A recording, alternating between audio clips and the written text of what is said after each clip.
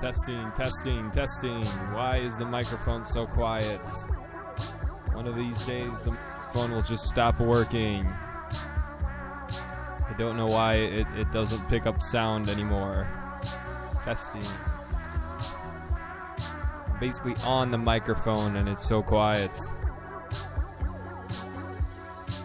So, we've got Bellagio on the show tonight, everybody. Bellagio Sampler from Central Happenings Network himself. We had a great interview with Black Eagle, Mr. Black Eagle, last night. That's a great interview. I'd highly recommend you to check it out. But yeah, while we wait for Mr. Bellagio, let's get some people in here and talk about some stuff, huh? Diaphragm getting tired. I'm sorry, Laser, but the diaphragm never gets tired. No, this isn't on D-Live. I buried Axblade. I still don't know how to stream to D-Live and to YouTube at the same time. I don't know how to do it. I don't know how. I can only stream on one platform at a time. I know the stream keys. I know all that stuff. I just don't know how to. I'm a boomer. I don't know what I'm doing. What kind of mic do you have? I have an AT2020 Audio-Technica. Audio-Technica 2020. I got it like 8 or 10 years ago. Recorded every bit of music, every bit of words that I've ever spoken in my life on this mic. And now it's getting sick of it. It's like I can't take it anymore, bruh. I can't take it anymore. But check this out. I think this is going to be the song. This is going to be the song for today. This is today's theme, okay? Let's pause this one. This is the theme song for today. Huh? Some are saying that you're bipolar. Wow, what does that mean? I guess that, you're on two ends of the spectrum. Wow. And then what? What's the cure? Medicine? Make me like them? Not gonna happen. I'm by winning. And I was banging 7-gram rocks. That's how I roll. That's how I roll. Just winning. I blinked and I cured my brain. I have one speed, one gear, go. Oh, shut up. Shut up. Stop. And so, move forward. I use a blender, I use a vacuum cleaner, I use, stop. Household items. I'm by winning. And I was banging 7-gram rocks. That's how I roll. That's how I roll. Just winning. I blinked and I cured my brain. We're winning. I have one speed. Never gonna get tired of winning, right? Yeah, I am on a drug. It's called Charlie Sheen. Stop. It's not available because if you and then what? Because if you try it once, you will die. Your face will melt off, and you're droopy-eyed, armless children. Wow, what does that mean? I'm by winning, and I was banging 7-gram rocks. That's how I roll. That's how I roll. Just winning. I blinked and I cured my brain. I have one speed, one gear, go. I get tiger blood. Oh, that's good shit. Those were the days. That was 2011. If you guys can remember a time before this fucking clown world, that was considered clown world back then. Charlie Sheen on his fucking crack rocks, tiger blood, Adonis DNA. Basically this GIF. Here we go. Let me pull this up here. This was considered clown world only 8 years ago. Oh, 8 years ago. How young we were. How young and innocent we were 8 years ago. God damn it. If only there was some way to return, but unfortunately that's not the way that time works in our dimension.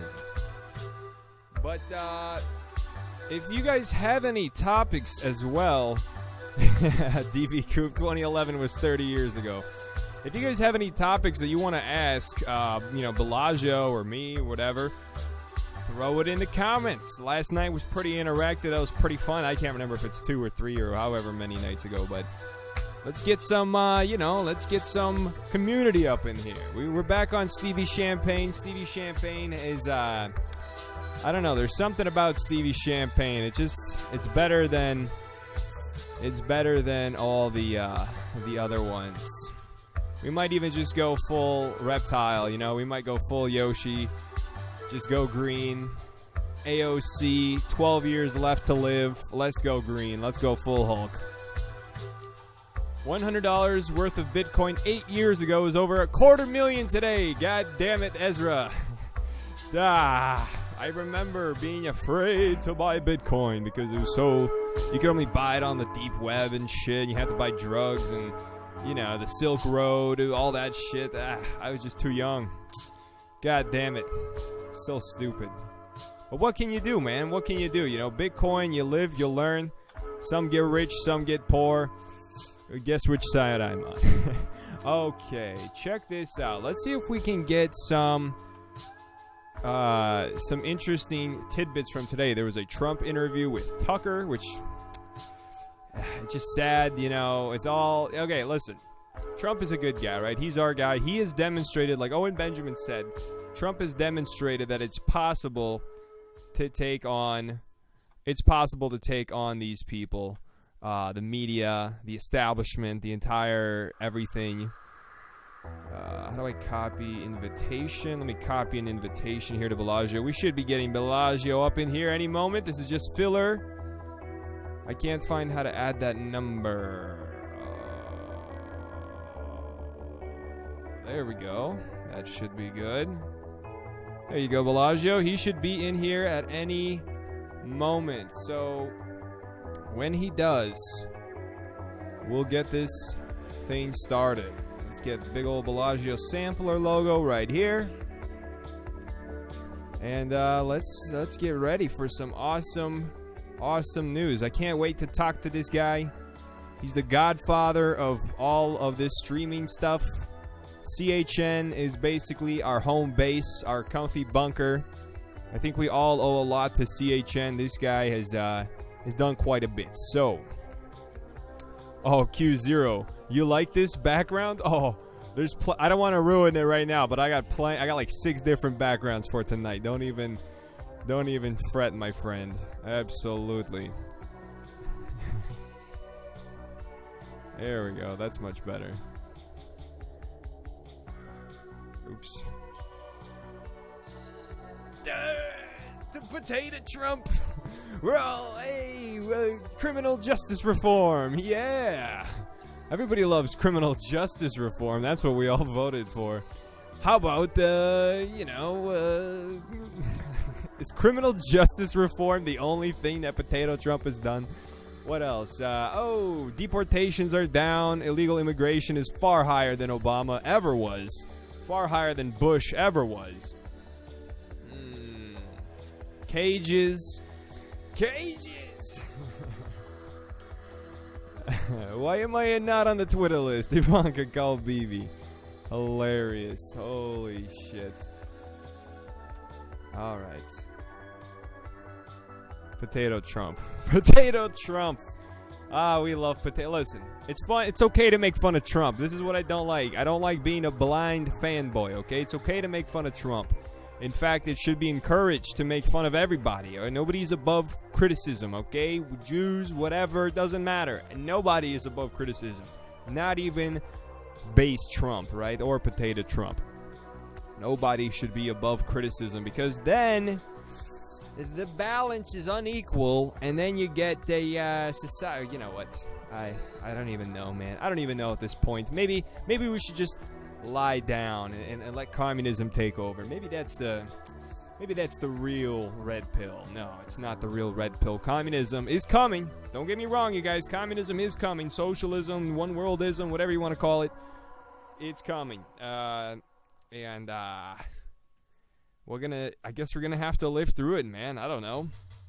Like Black Eagle was saying last night. Black Eagle was saying some good stuff. Do we even deserve not to live in communism if we don't even know our own laws, if we don't even know our own, legislative processes? People used to dress up in suits and hats all the time going outside.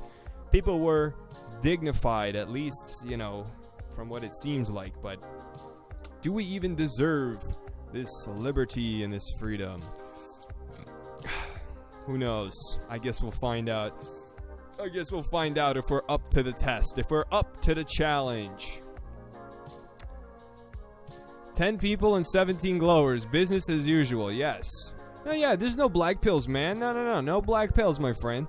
There's no black pills. There's realistic pills, okay? I'm not in some sort of Looney Tunes land. We got to be realistic about the situation at hand, all right? And it's a challenge, exactly. There's no point of getting paralyzed by fear. Oh, my God, communism, one world order is coming. Oh, my God.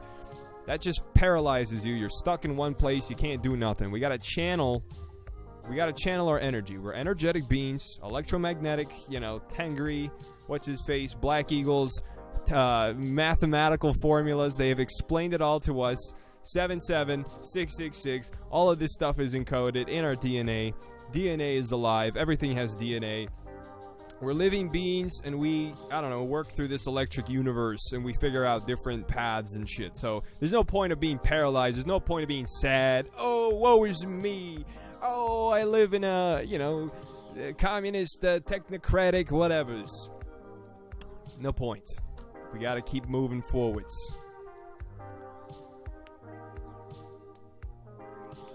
Where's Atoya? Gay Pride Month ended yesterday. Let's see if anyone slows down. I gotta say hi to everybody in this chat. We got 26 people. Most of them are not real. Anon Anarchy. Never seen you before. Welcome, Anon Anarchy. Bass Boomer. Breeze, boy.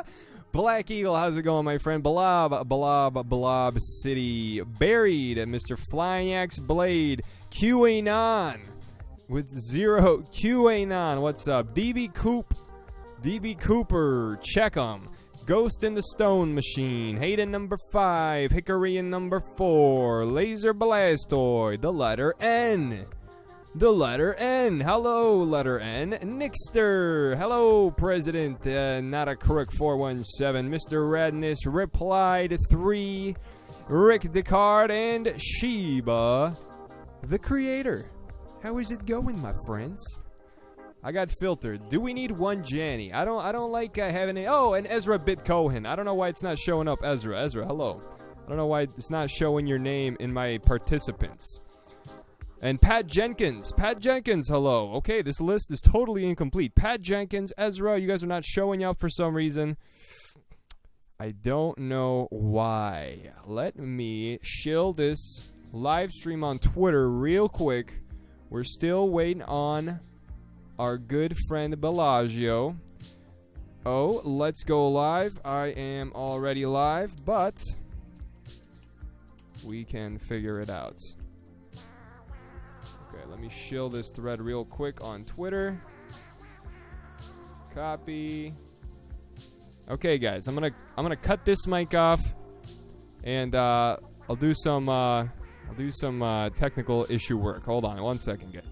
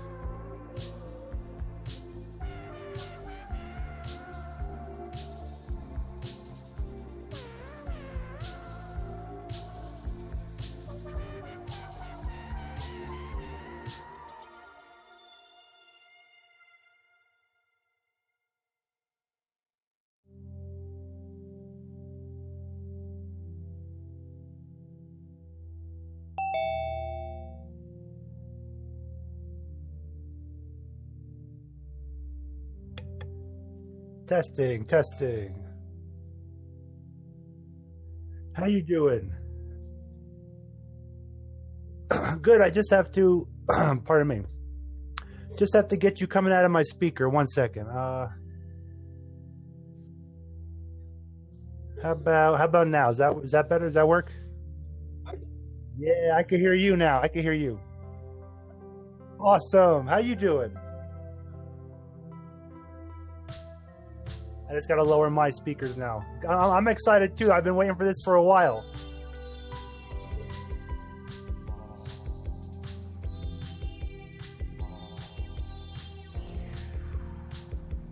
Okay, you said we could hop on what? Oh, okay, definitely, yeah. If you're all set up, I'm ready to go. I think they might be able to hear us. Everybody, we have Bellagio Sampler. If you heard all of that, I apologize. I'm a boomer, so... Double boomers here, yes. I figured we were live already, so don't worry. I just muted my mic, and I'm like, they can't hear anything. They can't hear shit. We're in the mainframe. Yes, Bellagio Sampler. How is it going today? Very good, very good. It's been a good week off of YouTube in my quarantine.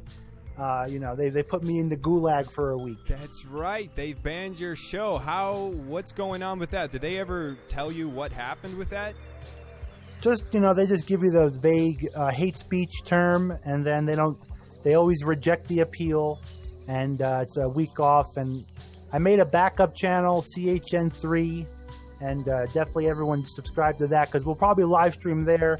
It'll be safer until the strikes cool down, because they just keep adding them, one by one, and then it's over. Now, is CHN3 on YouTube?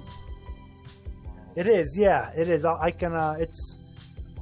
shared it before. You'll probably find it if you just go to... Yeah, there it is. There we go. Yep. Posted that in the comments. Everybody, please subscribe to CHN3.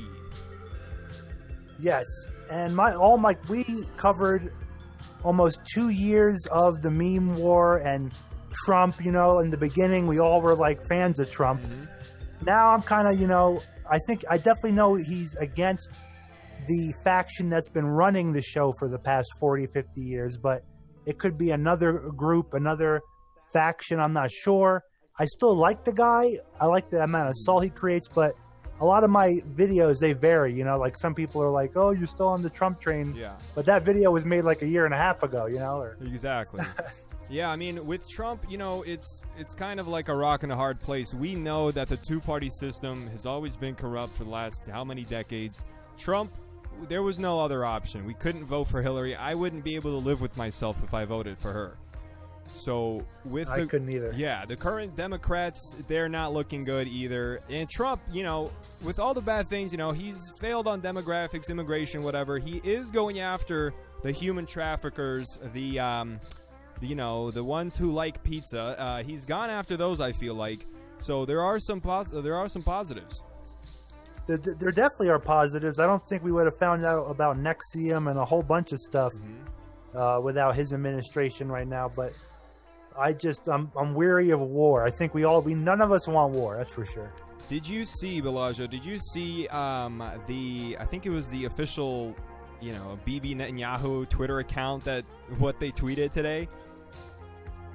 No, I have not. If you pull it up, I'll see it in probably like 30 seconds roughly when YouTube catches up. I don't even know if I can find it, but basically, they're just begging for war. All of these neocons, Lindsey Graham. Yeah. Yes, I saw you guys talking about it. They're just basically like forcing us to go to war and like basically saying, do it. Like, you got to do it. Yeah.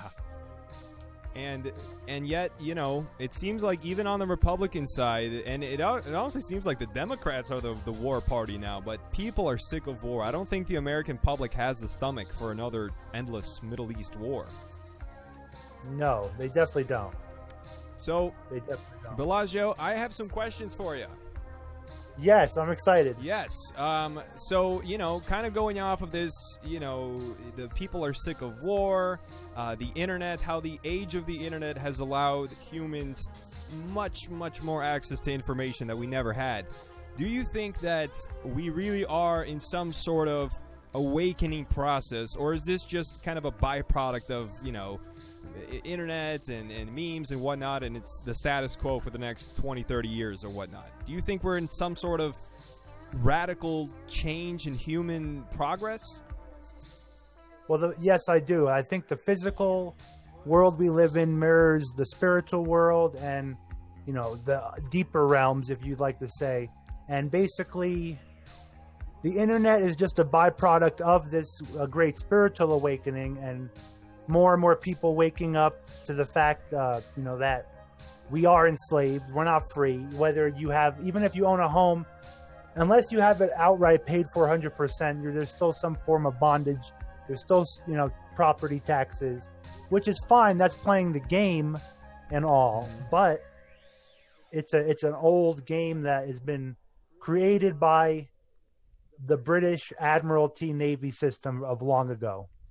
It's very true, and you know, it seems like, you know, the spiritual component of it all. Like I've been on Twitter recently here in the last couple of weeks.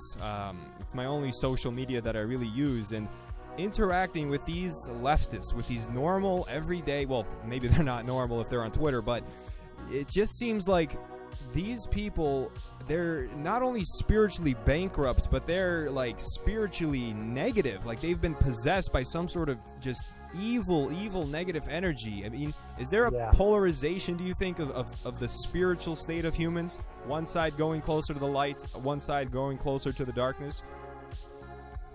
Absolutely. There's a great divide right now. There's you know, you could look at all the Desmond, the Incredibles, and, you know, the wacky whatever librarian is reading next week, and there is a massive divide. And then people like us, we're not perfect, you know, we're all sinners, but we are going way towards the other side, and truth, honor, respect, like the ancient virtues, you know, we're starting to bring back, you know, humility, valor, all this stuff. You know, this is kind of a question for me and some other people that I've been kind of interacting with, is that there's a lot of people that, you know, were previously atheist or kind of agnostic or whatever, and recently it just seems like it's kind of impossible to avoid, you know, God and the evil side. Do you have any tips for, you know, maybe new Christians, like new people who are just getting into, you know, finding God? Is there any, what do you recommend for somebody who knows nothing about God but wants to know more about Christ? Well, the best thing that, for me personally, everyone's path is different. God might have a different path for you. For me, it was finding a good church. I like non-denominational. Basically, what church that you want, 3 criteria is it mentions Jesus. They can't just like vaguely talk about God, and they have to name Jesus quite often. The more the merrier. 2 is like Bible based, you know, it has to be in the Bible. And reading the Bible is the best thing to do, but people start at the beginning like a normal book. And I don't recommend that unless you're like really into reading. I recommend starting in the New Testament in John, and then reading all the way to the end. And then if you finish it, those however many chapters, then start in the beginning and go work your way that way. And then I think it'll open up your whole mind to a whole new type of Bible, because when you read the book of John, it's mind-blowing. He was so deep, you know, like the God, you know, the Word, you know, he was in the beginning. It was the Word was God, you know what I mean? It goes deep into the Word, like Logos, like what Owen's all about. Yeah. Do you like, is there, and this is like, I have really no idea myself, and I've really been curious about this, is there like a huge divide between you know, the books of Paul, what Apostle Paul wrote? Should, you know, is that more important than the 4 Gospels? Like, how does Paul fit into the New Testament? Should we follow Paul? Yeah, he's very important. I think Paul was very anti-Judaizer. A lot of his verses goes against modern day Zionism. It goes against like circumcision worship. He's constantly writing the churches, telling them to, you know, stop being focused on circumcising so much. And also, Paul I'm sorry, I think I might have said John in my. But Paul is responsible for spreading the Bible as far as it went in his ministry, as old as he was, and there's historic records of churches that he might have visited in person as far as Spain. He brought the gospel as far as Spain, and there's churches that date back that claim that Paul has visited here. Yeah. So I believe, and if you listen to what Paul says, it's all what it's like a continuation of what Jesus taught, but it's all rooted in the Bible, which is the Old Testament. You have to remember, a lot of people are against the Old Testament because they think the 12 tribes are all about it, but like Ben Shapiro just revealed, they are not even about the Old Testament God anymore. So they worship this New Age Satan deity, and they don't even believe in anything in the Old Testament at all. So the Old Testament's valuable for Christians also. Old Testament as well. But not to be Judaizers, not to be like worry about all the laws and all that stuff. It's all about Jesus.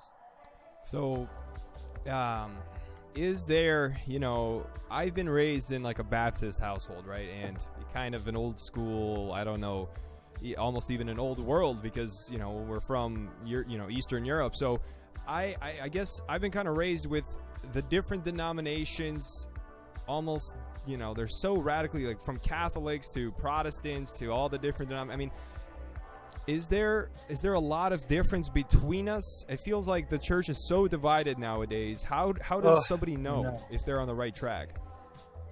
I think we're all on the right track. If you're in the Bible and going to a church, you're on the right track. The key is if you're not getting fed enough, spiritually fed, then you have to either go find Bible studies or find a different church. You can always attend a big church on a Friday night. Not mega churches like Joel Osteen level, but there's like a in-between area. A lot of people I don't like big super churches either, but there's like an in-between area of like, a couple hundred Christians in a room worshiping Jesus. There's some powerful things that happen, and you meet some wonderful people that are like really like it's like old school America. Like they invite you to their home, they invite you out to lunch. It's really radical, and God works in mysterious ways in uniting people, like how we digitally met. Someday we'll meet in person. I'm sure of it. And then also, like going back to Saul and Paul, like these redemption arcs. Like none of us are perfect except Jesus. Saul was the hunter of Christians. He was like the biggest bad guy, Vegeta in Dragon Ball Z. Yeah. And then God, turns it around and makes the most hated enemy of Christianity all of a sudden start vouching for Christianity. And the fact that he was a Jew with Roman citizenry gave him all this like street cred, legal street cred and clout to go around the different cities, to be able to have access to all these synagogues and the Roman law. So the Jews couldn't harm him. He was like invincible from Rome. Yeah. But then the Romans couldn't really mess with him teaching in the synagogues. So God sets all this stuff up. Like it's really awesome.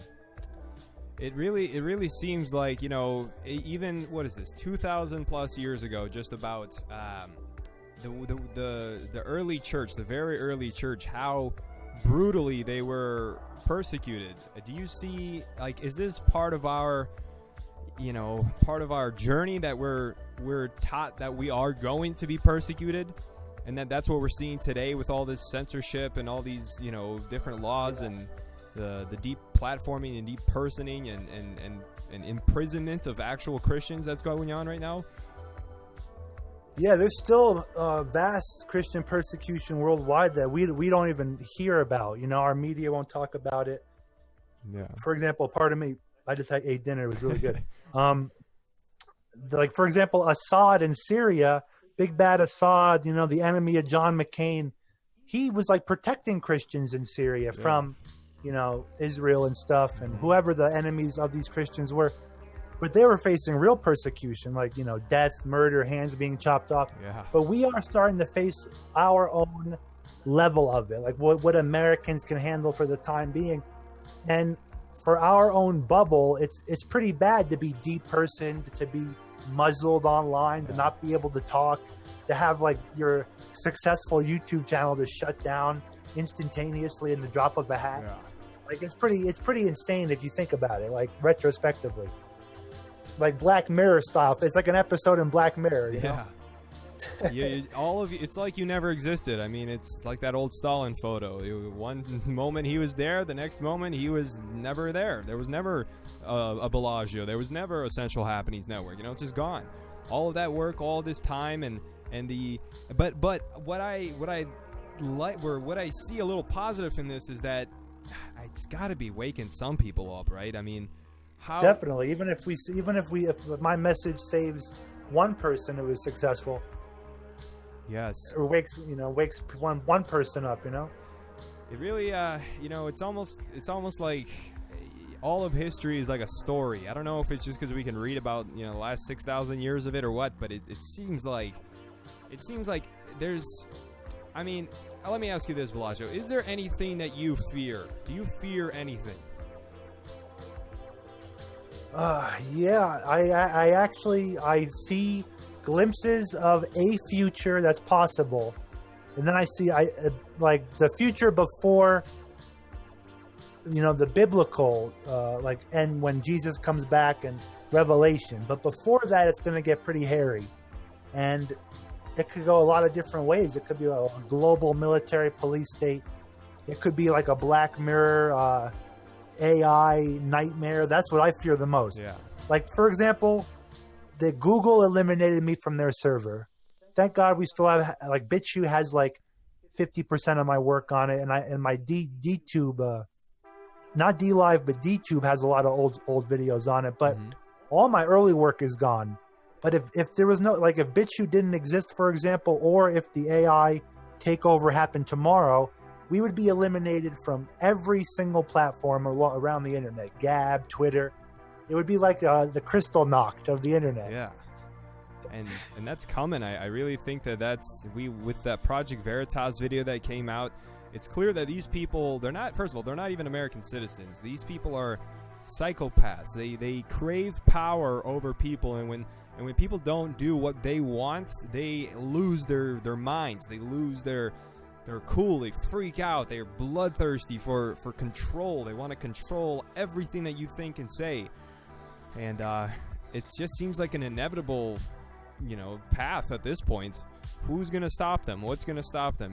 The government's not our friend. They can stop them. Yeah, that's what people have to realize, that this isn't about money and greed and like all these plans that we know about, global population reduction of 95% of the globe. So just the richest 5% can live on, huge 1,000-mile estates, or leaving a small slave class alive to operate the robots to grow their food. All these plans are not just some, these are the elite. They're there, they just want money, they want to eliminate all of the people. No, these people are pure evil. There's a battle of good and evil going on. So I am not, definitely, I am advocating everyone goes and finds good out there and truth. That's what I'm advocating, because the enemy has found evil. They are actively gaining knowledge from that evil. And they are using networking tactics and different tactics, like these secret societies that meet up in their lodges. And, so what I'm advocating is going out there and finding like-minded people for us to network, like we're doing right now. It's true. That's what I'm saying. And it almost seems, like at least, the right side or the good side, it's almost like we're not used to doing that. We're not used to going outside, I guess, of our comfort zones, and we've just been living in the status quo world that's been built by our ancestors, and we're just kind of running on the momentum of the last couple hundred years. But this brave new world that we're entering, we have to adapt. We have to change our tactics. We have to become more involved with each other, with communities, with real live people, like you said, finding churches and building relationships. I don't see any other way out. Yeah, it's so true. I am going to have to download this episode after you upload it, because I forgot to start recording. I'm glad. Just I wanted to archive it, on my buried hard drives in the Sahara Desert. The 450 feet underground. You've got your own water supply down there. Yeah. own air conditioning, everything. Yes. Bellagio, Yes, we have to save all the videos. But go ahead. What are you saying? There's, I think we had some questions here in the comments. I think I have lost it. I've been writing some notes down. So we've covered churches. We've covered what maybe the future might hold. Narrowing it down a little bit, what do you think about this most recent, this most recent meeting with Trump and Kim Jong-un? As our viewers probably know, Iran and North Korea are the last two countries without a central bank. So what's going on here? Is Trump really a peacemaker, or what's happening here? Well, regardless, that was historic, Trump crossing over the border, and the news, didn't really cover it too much. That was an amazing historic moment, but you're right. Is Trump a peacemaker, or is North Korea bending the knee and taking on the central banking systems? I think that there's more happenings every week, every day. Like, it's just a quickening of happenings that is even mirroring the quickening of everyone's awakening, Yep. Yeah, it seems like, even getting into the whole, Mandela effect, CERN, and the actual fabric of time and space speeding up, or creation itself is speeding up. I gotta wonder, where is this all leading? Is it going to be an instantaneous change, or are we just going to gradually slip more and more into tyranny? I don't know, man. It's quite, I don't like the feeling of not knowing, but I guess that's what we gotta put up with. Yeah, I think we're not meant to know everything. That's for sure. Like, even the CIA and all their remote viewing money they spent, taxpayer money. There's this great wall that people can't see past. Have you ever heard of this theory? Tell me more. Well, specifically in remote viewing, but I think I've connected the dots in like psychic circles, in occult circles. But in remote viewing, the remote viewers cannot see past a certain specific date and time. For example, before like 2012 and all that, it was like that was a big moment, Oh, they couldn't see past 2012. Yeah, and now there's like another great moment, and people are like predicting it could be a solar flare, all this wacky stuff. Yeah. But the whole idea is that people are not meant to know everything. We're not meant to know. Like the Freemasons and these secret societies, they think they know everything, the secrets of the universe, but they're just blowing each other in alleyways after the meeting and stuff. And they think they're solving all the world's problems. I think they're just clowning around, playing with circus tricks. So, do you think that their illusion of power, or the actual amount of real power that they have, might not be as like, if you look around right now, if you're basically a newly red-pilled person, you look around at all these institutions and Googles and all this money that they have, and it seems like an impossible uphill battle. But is that just an illusion? Do they actually, like you said, are they just, parroting the same things they've been teaching for the last couple hundred years, and they don't actually have that amount of power they project they do?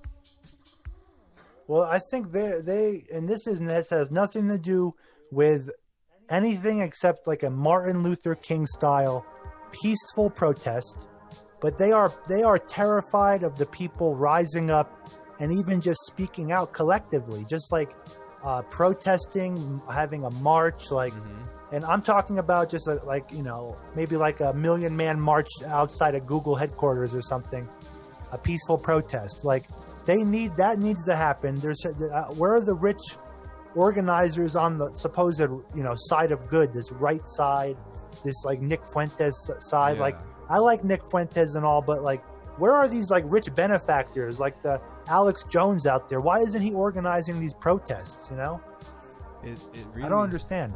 I don't know. Is it really that, like, when I think, is it Jesus that said, when I come back, will I find, even one person remain faithful?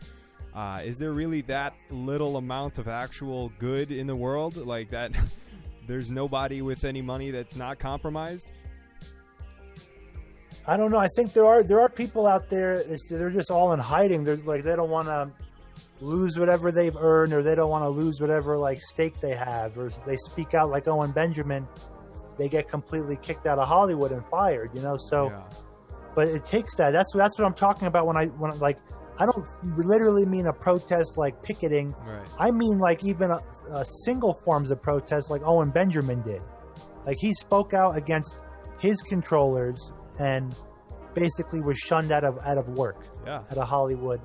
And I think that's powerful. The second thing is we have God on our side, and that really scares them because, you know, they have to sacrifice chickens to Moloch to try to get Hillary Clinton to win. But we don't have to do that. God has included us on his his will, like his plan, you know, through grace. Like his grace, like the word grace is so interesting, you know, like it's from a, you know, a kingly standpoint. The king gives you grace, you know, like you deserve to be executed, but the king's grace is saying no, you know, we're gonna pardon him. So like basically through grace we are just on this wild ride. We're observing all these happenings. We're going to observe even more wild stuff in the future. And that is what really, like, that's what these Antifa people and these people are devoid of. They're devoid of God. But I don't say that in a mocking way. I say that in a way that we need to pray for them. And they need God because that would correct their life. Instead of having to have an adversary of Antifa in the street, if they had God, they would be on our side, and we would all be against Google. We would all be against Satan. So that kind of leads me into another question that I had, another area. These elites, these, you know, ancient bloodlines, these demon-possessed, Satan-worshipping, whatever you want to call them, are, you know, they're clearly dividing and conquering us. They're dividing us into different classes, you know, Antifa versus right-wing, white versus black, all these different things. How do we I mean, is the solution really just to come together in Jesus? Is that the only thing that we can do in terms of the only thing we should do? Like, what's the right, how do we fight the divide and conquer? I mean, like I said, it's completely normal for there to be like a Jewish nation of Israel, an Islamic nation of X, Y, and Z, you know, but God forbid that America goes back to its original roots of Christianity, and at least we establish that as like but I think we've strayed too far to do that. It would take I mean, it could happen, and miracles happen. But what I'm saying is, right now we are definitely on the Sodom and Gomorrah path, unfortunately, but it's been engineered that way through Hollywood, through the government, the controllers. That creates more divide and conquer. When little kids grow up being programmed to think they're the opposite sex, that creates a lot of dysfunction right there. You know, they have been trying to program the kids for generations, and there's always been different ways, and you can call it's definitely God that does it, but you know, my generation's ways that were like video games was a heavy battle against the programming. Like if you removed video games from my upbringing, if it was just movies or just TV, I could have been way more programmed, you know, way more MTV culture. But video games were an outlet that, you know, and then in that outlet, you know, you have all sorts of subcultures, you know, like I think video games right now is the last free speech zone, free speech haven. You've had some interesting videos about this. I'm telling you guys, everybody who's watching my show pretty much watches yours as well, because that's where we all came from. But you have a lot of good theories. Was that you that said that, you know, video games might be the last kind of, you know, hideout even online once the digital gulag happens, the purge happens, that these online chat rooms, these, you know, video games is this like, was that you who said that? That's it. That's if you connect the dots, and if you've been studying the Mongolian basket weaving threads, aka 4chan or 8chan, it's all connected. All of our humor, our jokes, our memes, our dreams, it's all connected. And video games is one of the pillars of that, believe it or not, because rogue directors, like, okay, I'm a rogue director, let's say. Hollywood would not hire me because I'm way too radical. I would not bend the knee. But this video game company hired me, and I worked for them for 20 years. I created, you know, this is all, I didn't do this. Right. This is all just a scenario. I created like, you know, amazing red pill games like Metal Gear Solid. And through those mediums created all sorts of subcultures and people that looked really deep into this rabbit hole and found all these different things that I was able to tell people that Hollywood would not let me tell. And they still haven't cracked down on video games. They're starting to. There is a huge soy infestation lately in Gamergate. Yeah. But especially in PC, in PC video gaming, and like I just started playing this game called Rust. Yeah. And I want to use this. You're never going to hear me say this word again. I've never played a more toxic environment game. It's like playing 4chan, virtual 4chan. It is freaking awesome. People are just throwing around every sort of slander you can imagine. It's crazy. There's no censorship. It's like, there's no censorship, but it's like throwing a bunch of crazy people into a room with guns, and everyone becomes friends or enemies. It's insane. But as we're doing it, we're having fun, laughing, and calling each other names. But you can't do that anymore. Facebook's on Twitter. Anywhere. Yeah. It used to be able to do that, but they're shutting it down everywhere. It really is. It's fascinating. It's funny that you mentioned that, because you know when there's no censorship, it's almost like a natural hierarchy forms. You know, people make their own rule. Like, for example, I just thought of this. You know, in school, maybe you guys don't remember this, but in school, middle school, elementary, high school, whatever, when you had an assigned seat, you had to sit in this spot. This was your spot, and you couldn't move. And when the teacher assigned a spot to you and you couldn't move, you always wanted to go sit somewhere else. But I noticed that when you could sit wherever you wanted, it almost seemed like the students, we would naturally pick our own spots. And maybe you moved around once or twice, but you were staying in that same spot, but nobody forced you to.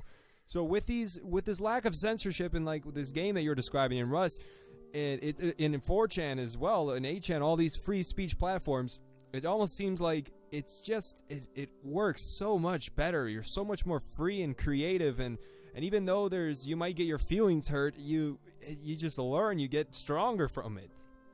I don't know. It seems like that you just unlocked the red pill thinking about that. That whole school theory is important, because if you didn't have assigned seats, then the niches that you would create in the popularity, like your popularity would outweigh the system's popularity. You, and like all of a sudden you would organize the class around you because you're popular. You become the class leader. It's not the teacher anymore. Mm-hmm. So that is exactly it right there. The whole mentality is they want us to have assigned seats. They need to censor us because we would be so much more popular than anything on Twitter. Think about like the whole, like, you know, using Sam Hyde as a reference. Like his comedy is very niche, but extremely popular within that niche. Yes. And you know, I love Sam Hyde, and the whole idea is that he's not allowed to be popular because he doesn't fit in Twitter. He doesn't fit in with Joe Rogan, and the reason is because he has an assigned seat. His assigned seat is to be that guy. It's not to be on, you know, and he might be on Joe Rogan someday. But what I'm trying to say is that. It's like the system does slow us down. They want to slow our growth down. It almost seems like, you know, with this, like I actually just read somewhere that DNA, our DNA absorbs photons. It can interact with light.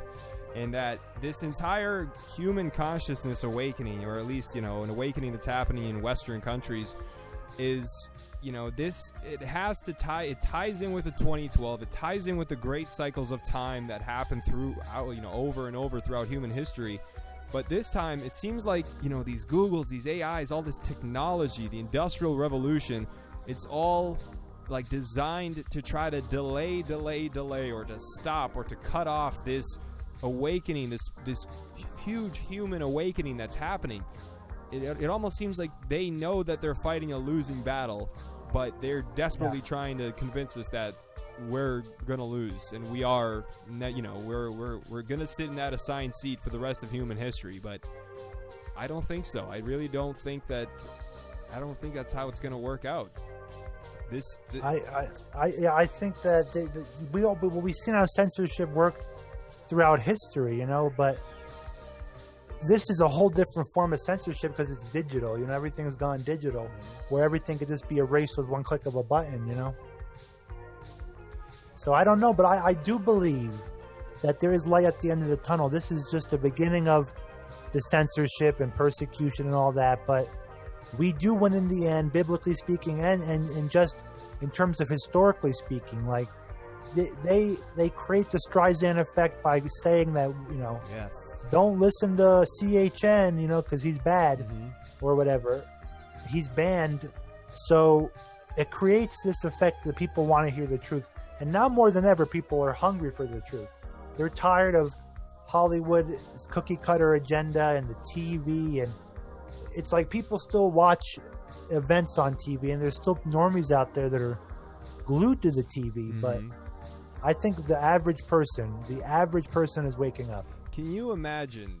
We all remember. Maybe I really don't remember life before 9/11, but 9/11, the entire beginning of the Gulf Wars, the war in the Middle East, the war on terror. I mean, such flimsy lies that if that happened today, with Colin Powell with his little vial of powder, I mean, nobody believes, or a lot less people believe, that Assad gassed his own people 3 times. Nobody believes that, Iran, all these different things. It really does seem like the matrix of mind control, the mass hypnosis that's been planted on all of the people of the world is it's just not working. It's not as effective as it used to be even 15 years ago, even 10 years ago.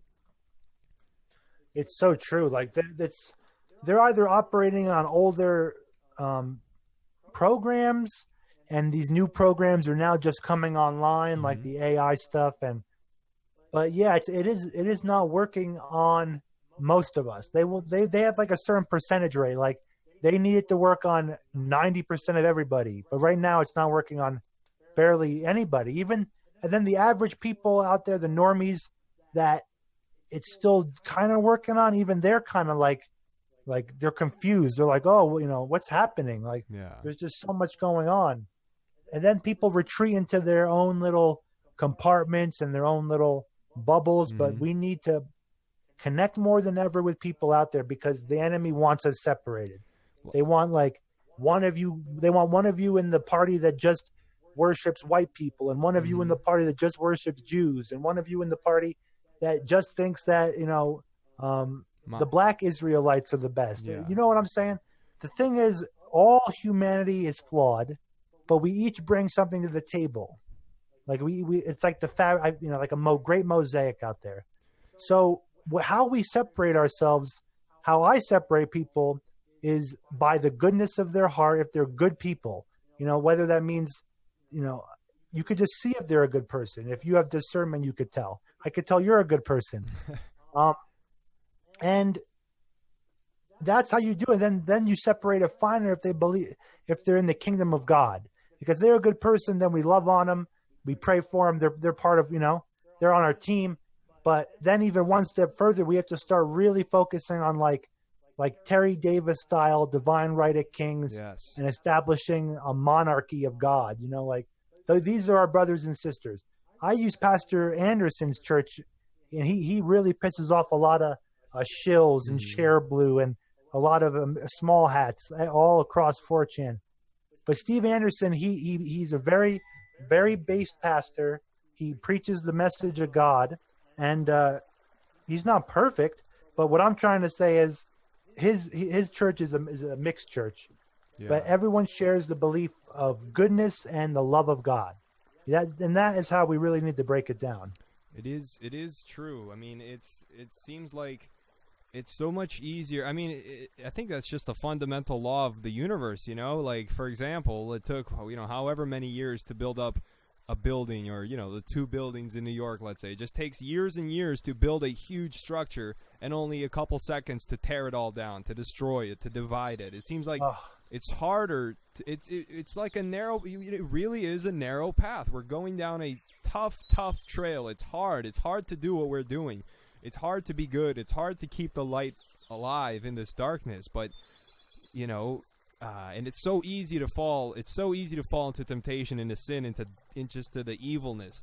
But it's worth it, isn't it?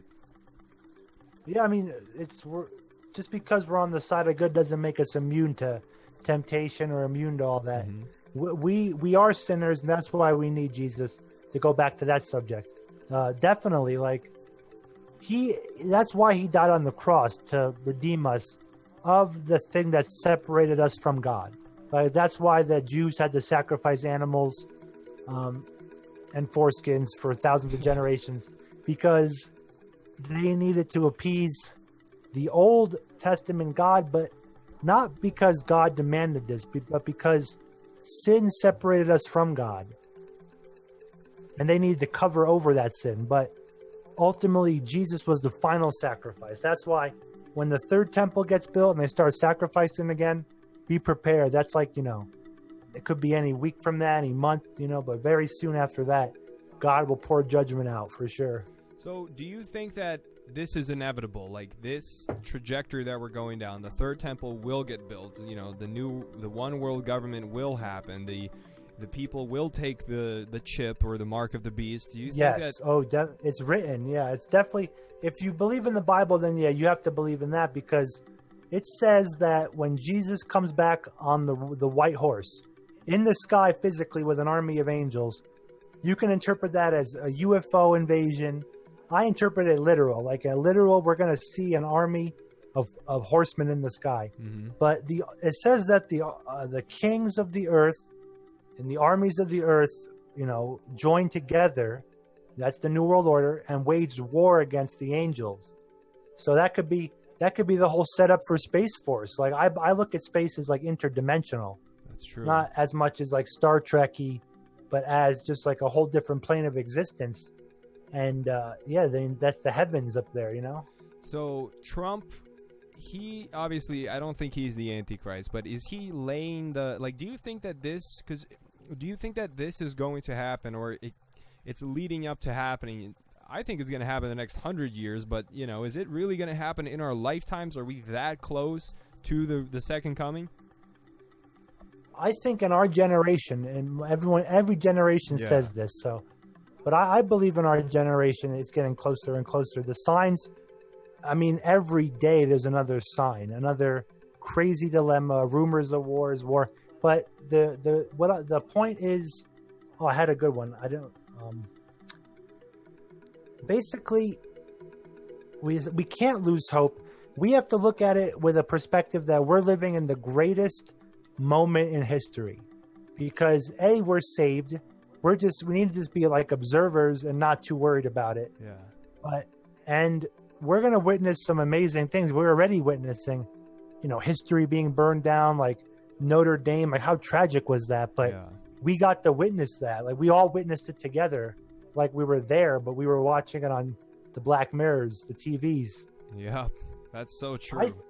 I think it's important not to get discouraged and not to get too bogged down with like time frames, but just to keep an eye out for the signs and realize that the world is going to get crazier.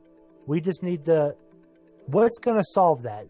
Meeting people in your local communities that you can call for backup. You can call when you need a friend, or when, if, for example, Red Dawn happens, then you can form the Wolverines and head to the mountains, But we need local community. We need, even like on the broader sense, this digital community we've set up is amazing. It's definitely motivating people out there. Yes. And the enemy wants us to be demotivated. For example, this week off, it's super demotivating to me, if I need to be honest with people, to not be specifically told what you're banned for. YouTube just makes up something and doesn't even give you like evidence. Like they don't show you what you did. So some people have like way bad vices. Yeah, my vice is I'll play video games for like 6 hours. That's bad enough, but there's people that would go into drinking or drugs, but I think we have to just sometimes it's good to take a little break too from the news and go out on a hike, go mountain biking, get out in nature. And if it has to be an indoor activity, play a little video game. Don't drink. Yes. Don't drink and stay home. That's right.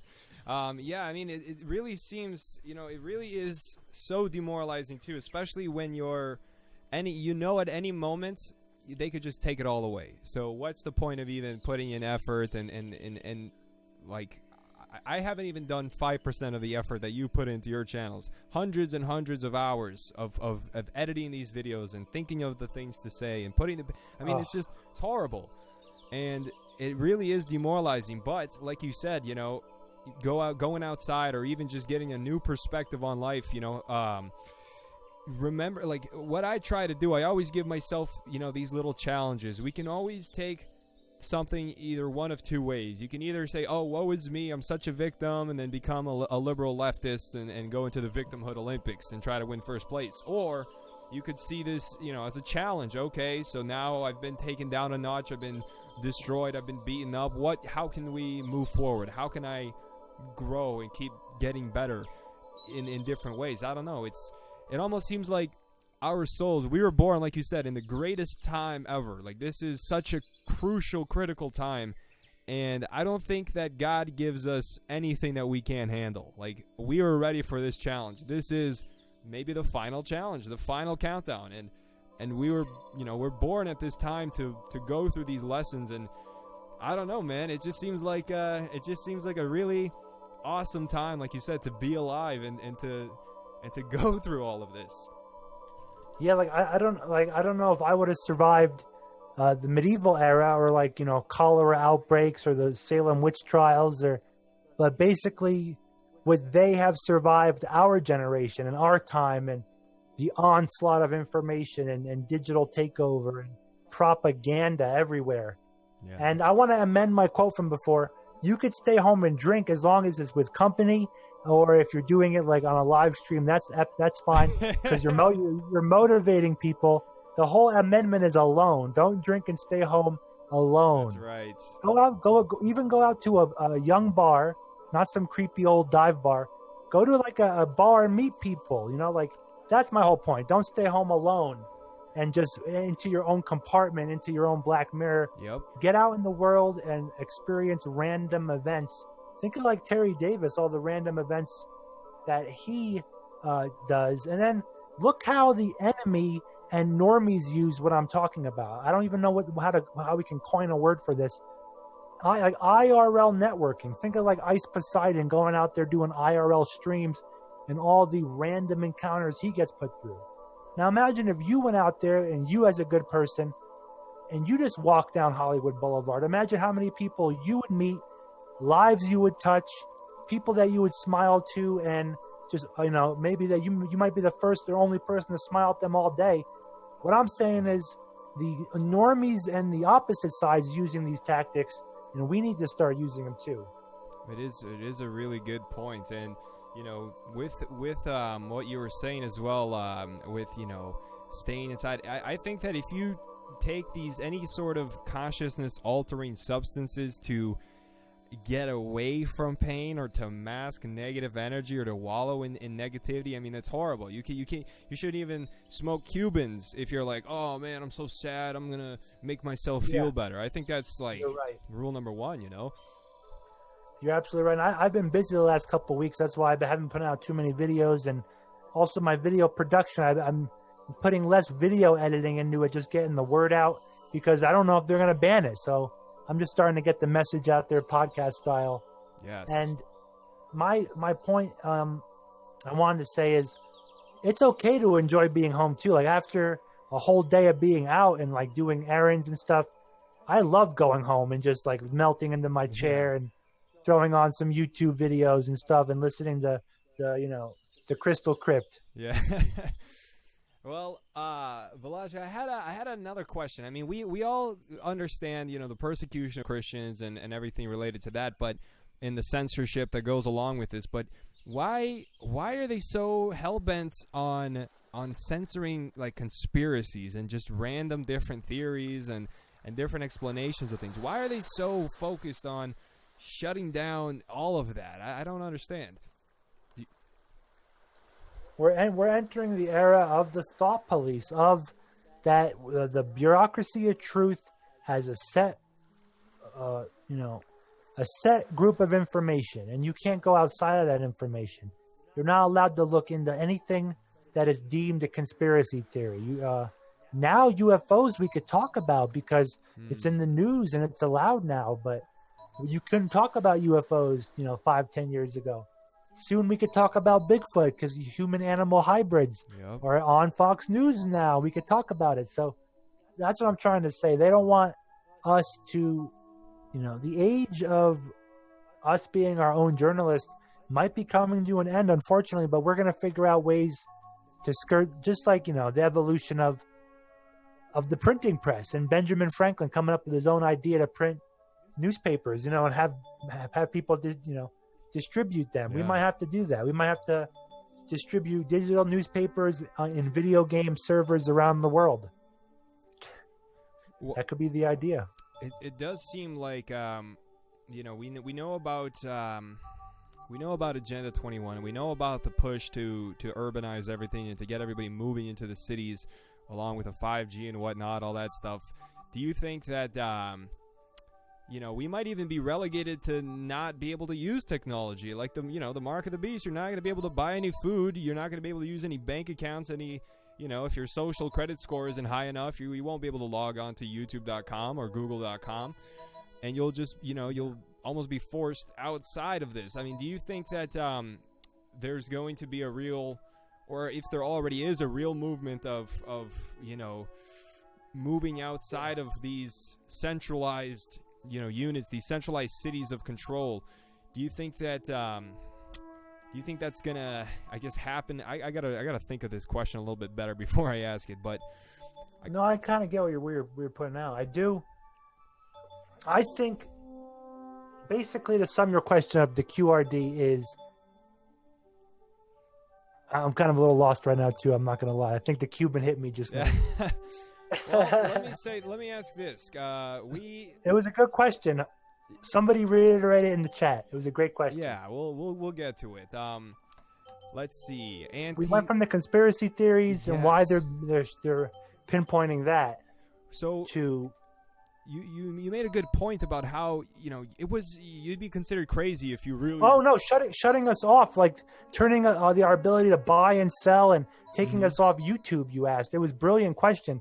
And I'm starting in my head. When I say I'm starting to work on a video, it's all in my head. Like I didn't put anything down on paper yet. And that's how I do all my videos. It's all in my head. Yeah. But I'm starting to do a whole video series in my head of Black Mirror. I don't know if I want to break down season by season. Like I don't know. Like each episode has so much material that I might just have to do episode by episode, and just like even if it's like a 3 to 5 minute, sum up. But some of the episodes I have like 10 or 15 minutes to talk about. But they will be they're already testing it with PayPal, shutting down people's PayPal accounts. And yeah, that is definitely a possibility where they're going to take away our ability to use their technology, So you've been watching some Black Mirror. Do you have a favorite episode or one that really sticks out to you so far? It's every episode is blowing my mind because it's stuff that I've seen in like some of the videos that I've made, and I try to get the point across. It's like you can just add the stuff that I'm talking about in some of those videos, like the video where you either have to accept the biomods and the enhanced abilities of the technology, or go off the grid, and you become this, like, if you fight for God, you become this like Christian that God gives you like abilities like telepathy and all sorts of stuff from the Holy Spirit. That's all in the Bible. I'm not making any of this stuff up. Just read the Bible. It's like Dragon Ball Z level abilities, instant teleportation, raining fire down from heaven. So it's going to be a great divide. And in some of these episodes, there's like simulation theories and copying people's consciousness theories and all sorts of stuff. Memories, like looking into people's memories. I think it's a blueprint for the future. Like this is the 1984 that was written and talked about.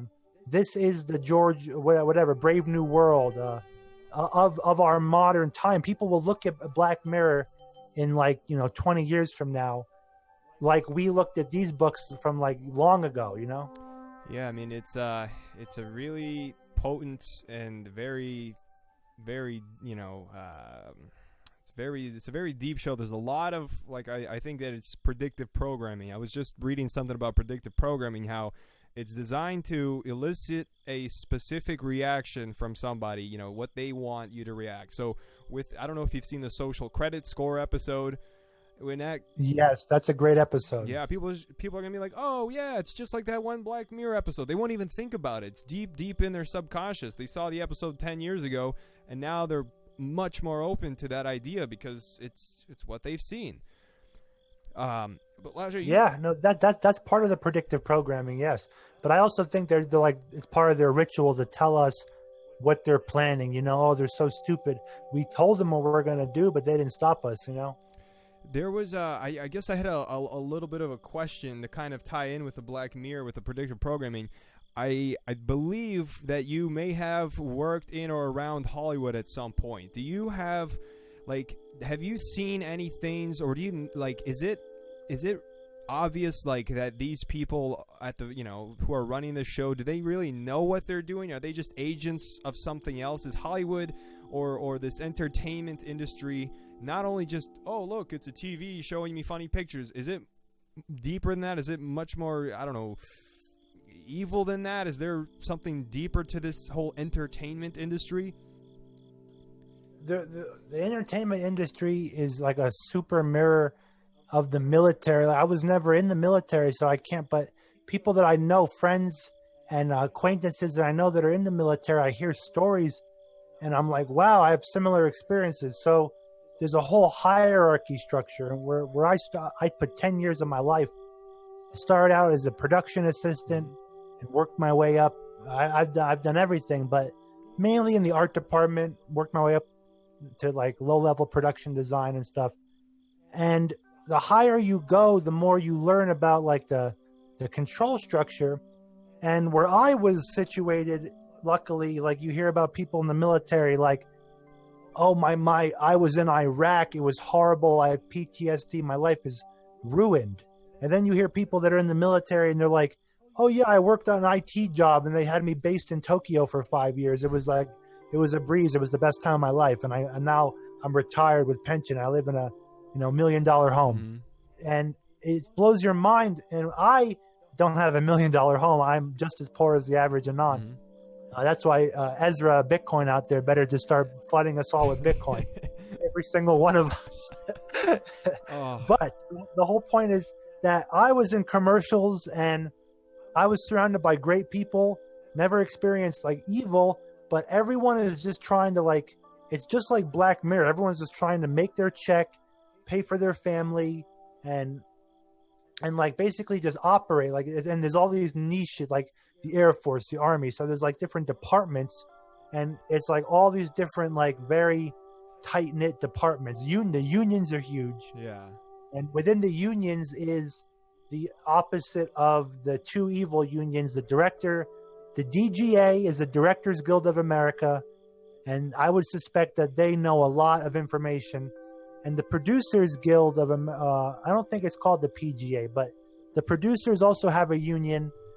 And it's every job is a struggle between the producer mainly, who spearheads anything the director wants. The director is king. If they want anything, then the producer has to come up with money from the companies to figure out how they're going to create the vision of the director. Yeah. It's pretty radical stuff, but my whole idea to get across is the hierarchy structure. So from a standpoint of where I was, you would never know. Especially movies. Movies are massive. I've never worked on a big movie, but I heard stories of like, for example, if you worked on The Dark Knight of Batman or I Am Legend and you were a production assistant on that movie, your job could have been to stand on the corner of like whatever 56th and Broadway, and the entire area has been emptied out of people and life, and the movie company has control of the city. And your job is just to stand on the corner and make sure no bums like walk into the shot or whatever. And like, so you have no concept of what's going on in after parties or whatever. And I've heard stories of like parties and stuff, never any Pizzagate related stuff. Right. But situations of like women definitely being forced to do stuff for work. That's definitely a huge thing in Hollywood. That's kind of like I knew this one girl that was definitely like 21 years old, and you could tell that she was only there because the art director was like going out with her, to put it lightly. It's almost like a mafia or like a cult. Yeah, the original Hollywood. You should do a video on this, or maybe I will. Like original Hollywood pictures of like the 1950s and the early years of Hollywood. Every set, everybody was dressed in like suits and mafia outfits. Like the director, the electric, everyone was wearing suits and like hats and very mafia. Like beginning it's very secret society, very military. I call it the hierarchy system. Like, anyone above you, you do what you're told. If you're a PA, like if the freaking, craft service guy comes to you and needs ice, you got to go get ice for him or something. And that's just like the military. Like underclassmen have to do everything for the upperclassmen, I hear. And like, they just get shit on by like upper, like, the graduating class of the whatever academy they go to or whatever. It's such there's so much influence that entertainment has. Like every single person alive, I'm pretty sure, has seen a movie, so if you have that amount of control over that amount of just consciousness of the human race, it's and misuse it and they organize all these people to execute. So again, talking about these positions of power, from the guy in the corner, he has no idea what part he plays in the grand scheme of things. If the director is inserting propaganda in the movie, or if there's like a hidden, we watch the movie and we're like, oh, look at the symbolism, look at that. But the people that are working on it rarely know what's going on. Maybe the people in the art department are like, man, this is the 8th time this year we've used a checkerboard floor. I wonder if, let's look into what white and black checkerboards mean, or the biggest, most nefarious thing I've ever done. We were like set decorating. As we go into an area, we have to change all the storefronts or whatever to take out, the name of your store so no one doxes you in the movie, and put up like Joey's Pizza or fake video store number 5, whatever, or whatever stupid business you had them, And I remember, and I never even noticed it until after.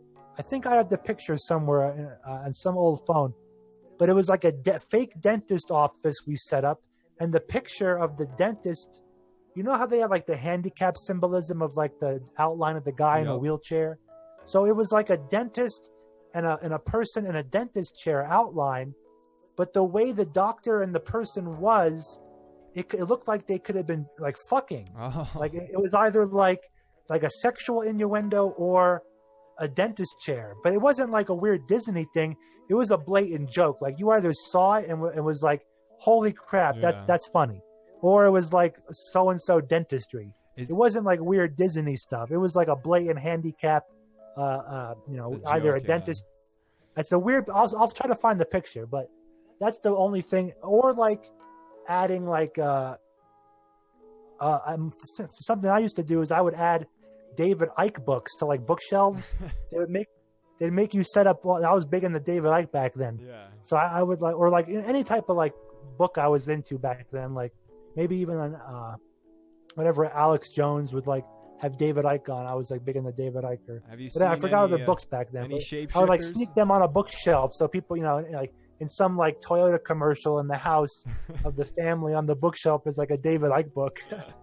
That's so awesome. I bet that has subconsciously triggered some number of people.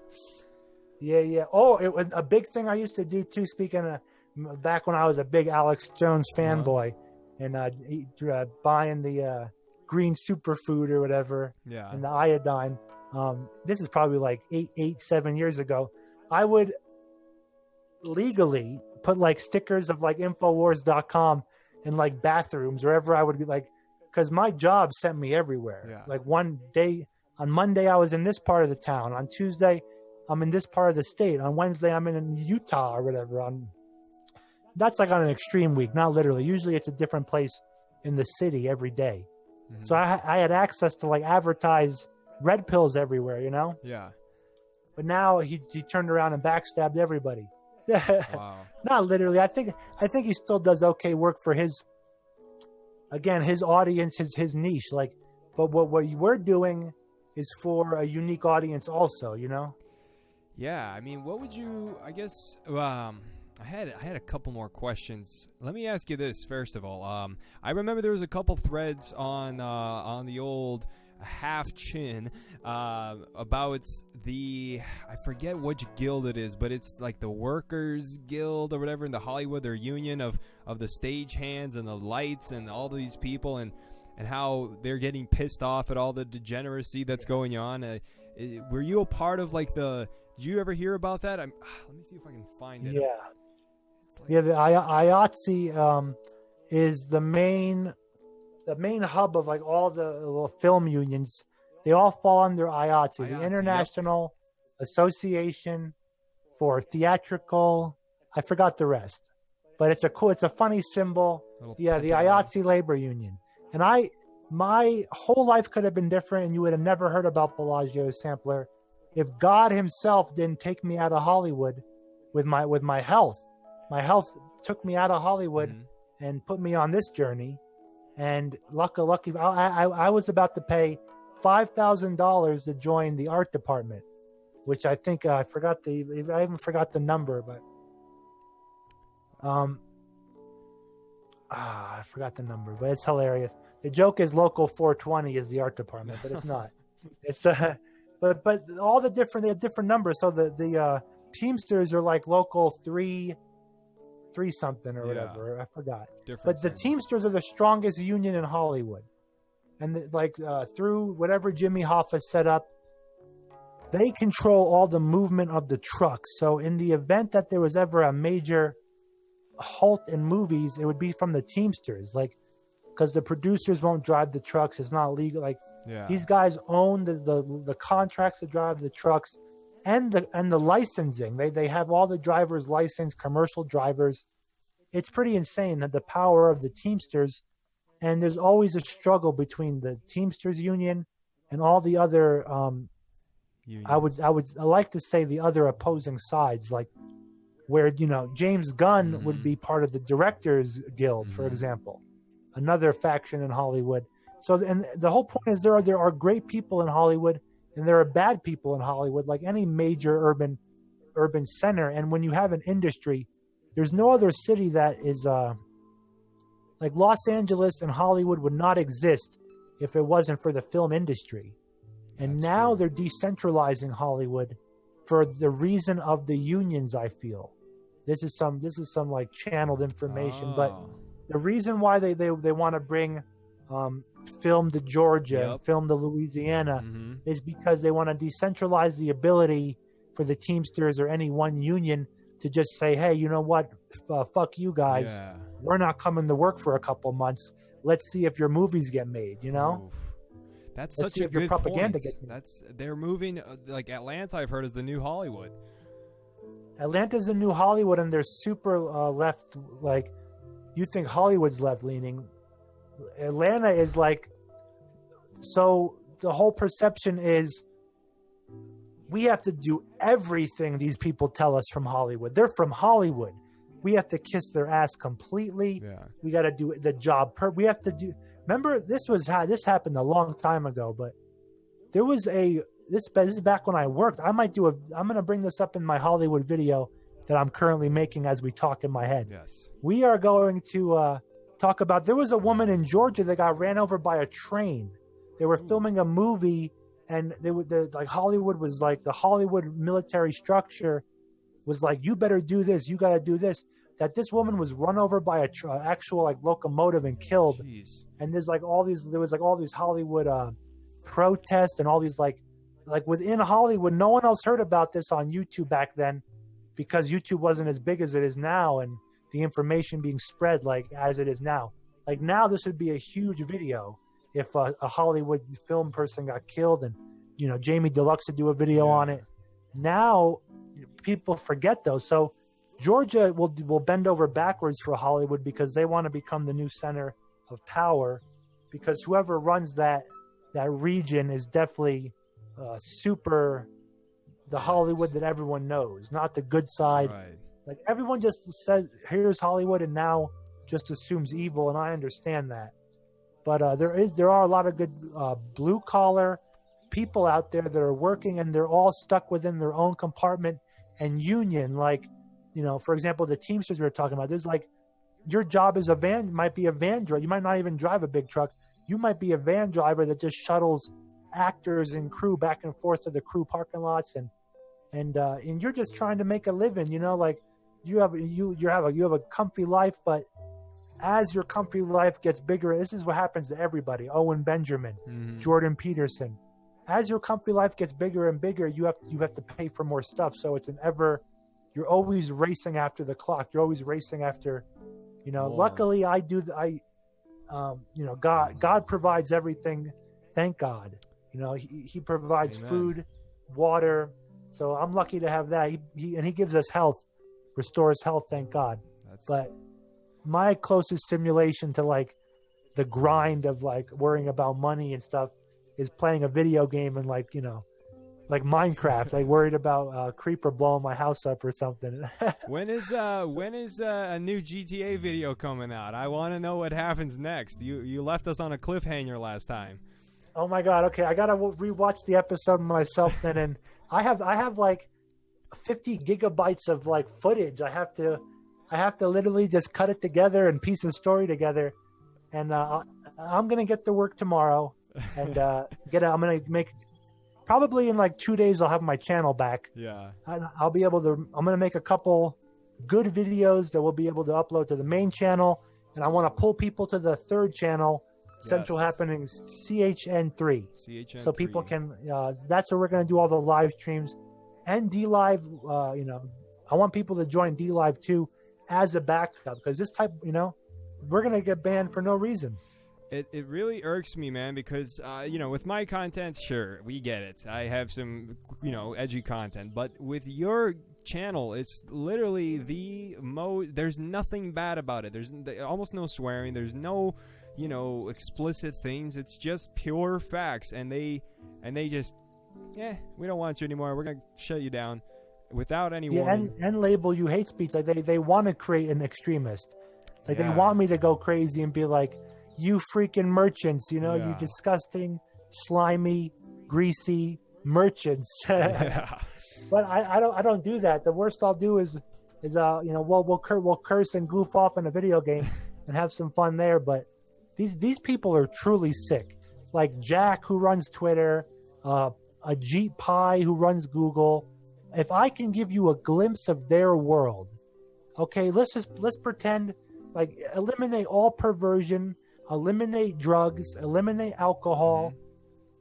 Like, these people, just like, can you just envision right now what a G Pie does for fun? Like, I don't even like, what does Mark Zuckerberg do for fun? Do you realize these people have way different like fascinations than we do, and way different entertainment? Well, like, after our show, I'll probably go play Rust for an hour. But after Mark Zuckerberg has a meeting where he has 1 million people put a VR headset on, and he's walking around like some priest in a church. What does he do when he goes home? You think he just smokes meat all day? He just smokes some meats, yeah. He's smoking meats in the backyard, I think there's some. He just like, that's all an act. Like, these people put an act on. Like, they, I even believe, like, who I forgot it. Kavanaugh, yeah. Like all these like people, like, I'm not saying Kavanaugh's a bad guy or anything, but I feel like some of these like yearbooks that get found, or like things they like, oh really? Someone painted themselves in blackface in 1970. Oh, the horror! Like, are they putting this stuff out to make us feel like they're more normal, these people, or what? Because that's not even normal to me. Like, come back to like when I was in like 5th grade or 6th grade. We thought it was edgy to take like lighter fluid and paint a swastika in the highway and light it on fire. That's just a humor for a 5th grader, because we don't have concepts of World War II back then. It's just humor. It's just something we saw on a Charlie Chaplin video or something. But nowadays, God for freaking bid, there's no such thing as comedy anymore. All comedy is banned. And now they're going to go after these real niche comedy channels, like video game comedy, like that Seth guy I follow. Yep. Seth Sinesh, he's awesome. I'm telling you that they want to sanitize everyone. They're doing it to the right first, but the left is next. All the furries out there, the Google will sanitize them next. They had to create the unbalancing first to get everyone stir crazy. Yep. But now they want to make everyone gray again. It's like that drives people crazy too.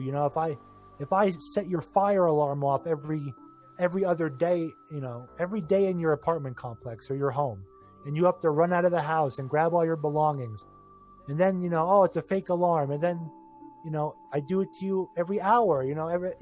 It's setting you up like Pavlov's dog essentially. So that's what they're doing to society. They swing us one radical direction to the left, and we have to be so tolerant. We have to accept library readings. Yep. We have to accept all this stuff.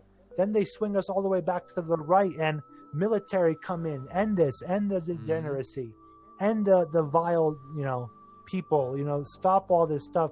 So, but now they're doing it at the same time. They're censoring the right. They're like amplifying the left, but this is all going to lead down the road to everybody being exactly what the AI wants us to be. Yep. On the narrow path that the AI wants us straight to hell, and on basically the gray area. They don't want us to be polarized. That's just right now to get the craziness going. What they want are NPCs. That's the goal of the New World Order, to make us NPCs. To make us all have the same, like, this is what I like you said earlier with Antifa and all these leftists. I mean, they're not even really my enemy. I want them. We're on the same side. They're just differently programmed. They've been totally manipulated and hypnotized. And like this picture here, I'll pull it up right now. This picture, the famous picture of Zuckerberg walking by like a priest, and everybody's plugged in. That really is the goal, to have everybody thinking the same thing. No individuality. You're a part of a unit. You're a part of, you cannot think outside of what the AI will allow you to think, because you're plugged into it now. And it's horrible. Yeah, and you can, you could say like, oh, but Bellagio, you play video games. You're one of them. The video games are on one of the spectrums. Like, they're not down the gray area. They are radically on one side or the other. You're either on the socially tame VR chat that even people drop red pills in there, or you're on the crazy servers like Grand Theft Auto and Rust and stuff, and people are just dropping humor, I call it anti-NPC humor. Like people that aren't speaking like Fox News, people that aren't not being hateful, but that's why people like Owen Benjamin, because he's not an NPC. He says stuff that NPCs don't say. That's why they like him.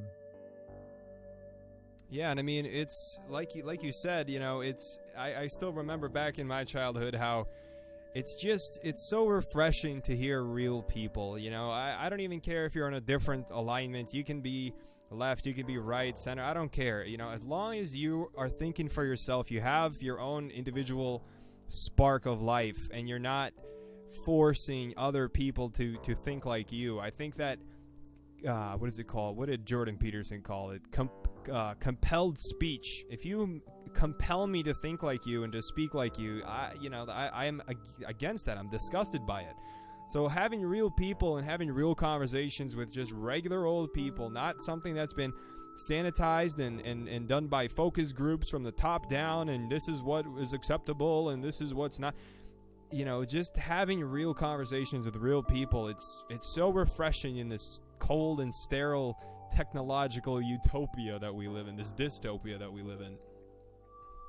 Yeah, I look at that picture and he's smiling like this is his dream, but they're not all plugged into private server Minecraft and chatting with people in the free. They're all plugged into Facebook. They're all plugged into Google. That's what you have to look at here too. Like, the technology is a neutral medium that is being highly utilized by the left and by the evil people, so the VR system will be heavily used for the artificial intelligence, but we need to turn around and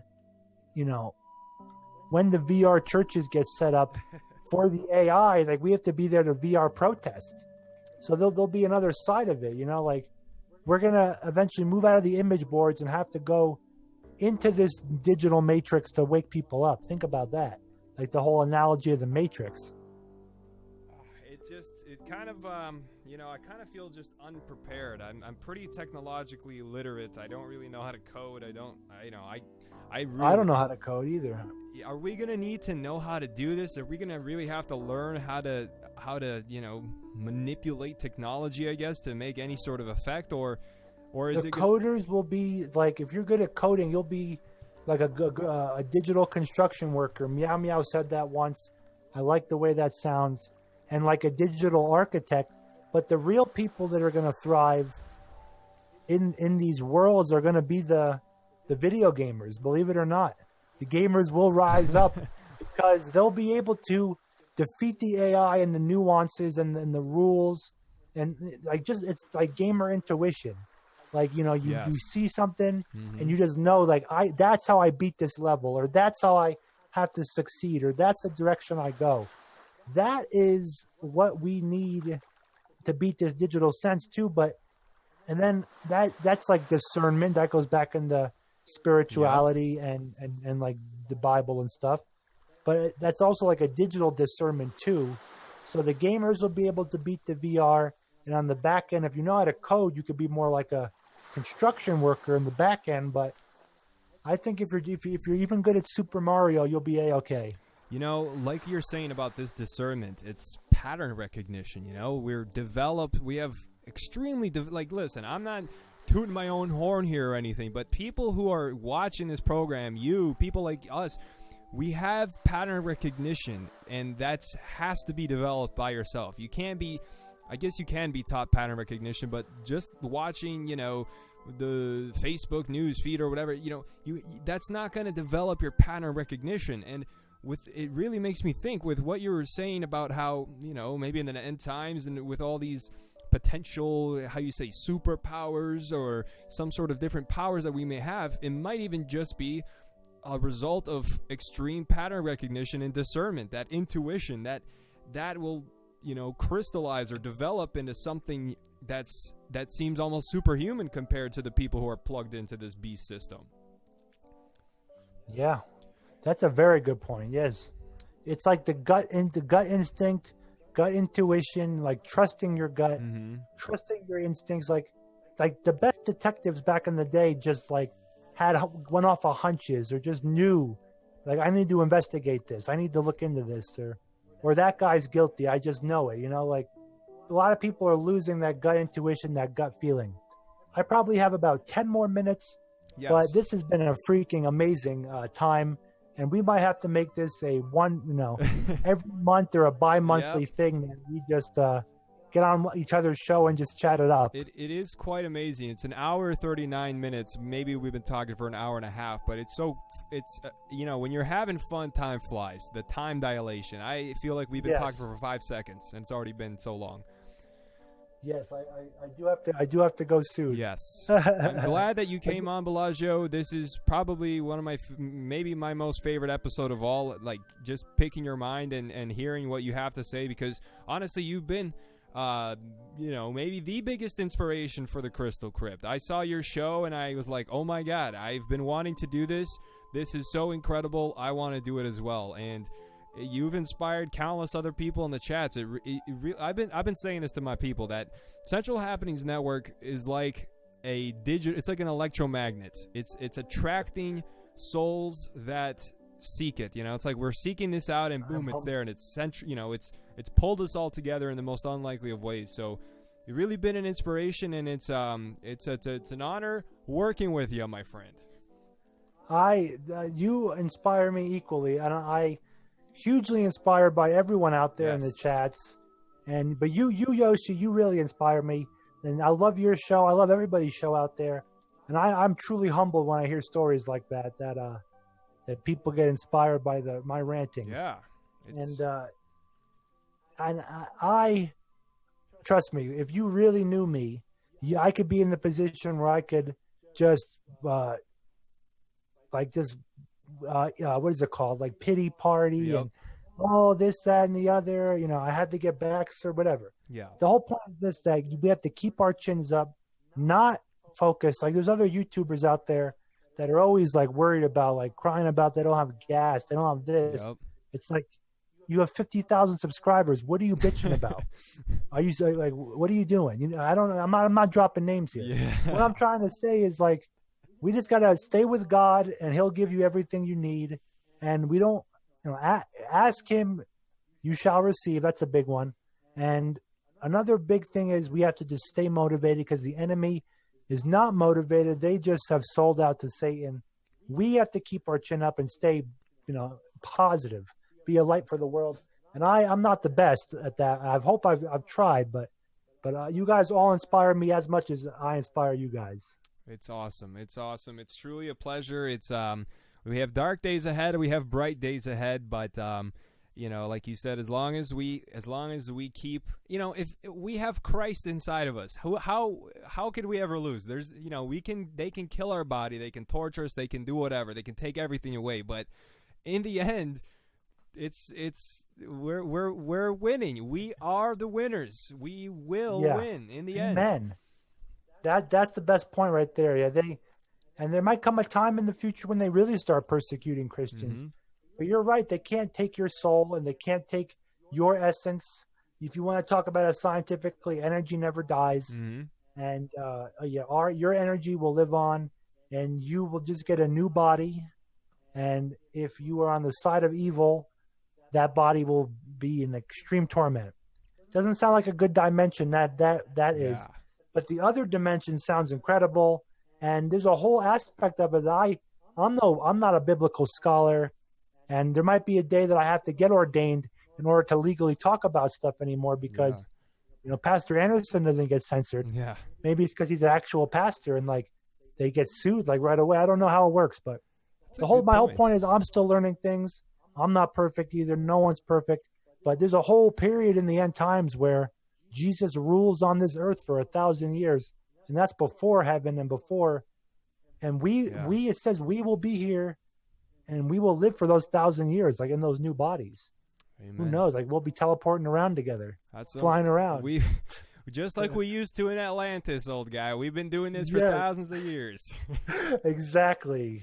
It'll all come back soon. That's awesome. Bellagio Sampler, everybody subscribe to CHN3. I'll post the link again to his channel. I am so blessed to have you on the show, Bellagio. Nothing but best of luck and blessings to you and your family and your life, and hopefully we meet again. Yes, no, I definitely want to do this again whenever you want. My line's always open. I really enjoyed this show. This was great. My first interview ever. Awesome. I've been interviewed. How does it feel to be on the other side of the aisle? It was real nice. I liked it. I really love interviewing people. I almost love it more than just talking about random stuff. So I'm glad this is good practice for both of us, and keep going. Yes, I just got to do a shameless shout out that I need a gang in Rust. Come get Rust on PC. I have a lot of weapons in Rust, and I have a nice base. Come. I already got Zero playing with me and Memory Hold. Where is my other CHN crew? I want my army out there. Yes, I might as well get it then. I don't know. Is it on Steam? It's on Steam, yeah. And Potato PC can play it. It's tearing up my PC even. I guess it ranges that any PC can play it, I guess. But it's pretty. It makes mine chug a little bit even. It's like $8 right now. I know. That's why everyone's getting it, because it's on sale. It's only $8, people. $8. Okay, I gotta go. I love you all, and you guys inspire me truly. Keep fighting the good fight, and Yoshi, let me know when this video episode's over, so I can download it tomorrow and just archive it on the hard drives. Awesome. I'll go ahead and end the meeting. I'll probably speak for another 5 minutes and maybe do another stream tonight. Thank you so much, Bellagio. You rock. I love you all. Peace. That was an awesome episode. Take care, my friend. Bye-bye. Later. Alrighty. Okay. That was the one and only Bellagio Sampler. How awesome was that? How epic was that to pick the mind of somebody who's so influential, at least in my life? I think this calls for a celebratory beer alone, right? Don't drink alone. kids, okay? Unless you're a professional alcoholic, all right? So leave it to the professionals, my friends. But honestly, that was so good. On a serious note, Bellagio has so much information, so much knowledge, wisdom. We all love Bellagio.